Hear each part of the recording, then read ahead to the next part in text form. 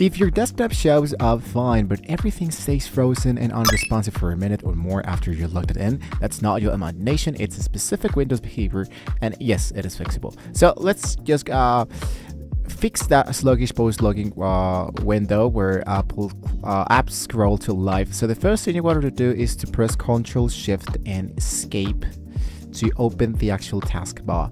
If you don't see the task manager, what you can do is to go for the right click into the Windows startup section and look out for the element that says task manager. Now inside here, I want to click into the startup application tab processes, and here you want to look for some elements, disable anything marked high that you don't need launching the instant you logged it in.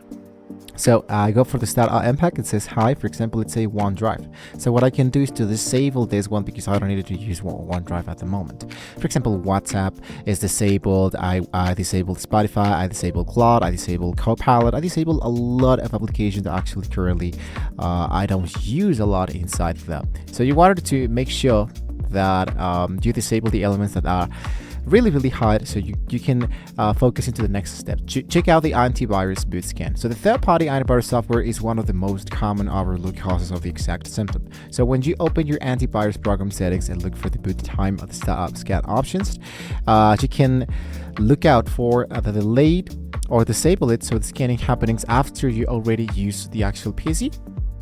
That's totally depending into the antivirus you're currently using. In my case, I'm actually using only the Windows Defender, so I think that will be actually it. Now, if you go for Windows R, you press Windows R into your desktop and you type regedit like this, just hit enter and go for yes, and you can navigate to the H key current that you can find into the left section like this. So I'm gonna go for H, once again, H key. If you don't find the H key, you can always go for the Control F to look out for H key like this, and we can find that here is the local machine current user. So you want to right click to the Explorer and you go for the element that says new, and inside here what you can do is to look out for the key and name this, for example, key. And here I'm going to name this C. Inside this key, I wanted to create a new D words value. You can go for the 32 or whatever. So I go here for this specific value, and I'm going to go for wait for L state and set it. You wanted to set this for 0. Usually automatically has been now correctly added. You can modify this and value that it would be 0. This will be disabling a Windows feature and deliberately delays some applications until the system fails to yield. So I'm going to delete it because I don't need to do this at the moment, but in your case, just leave it as it is.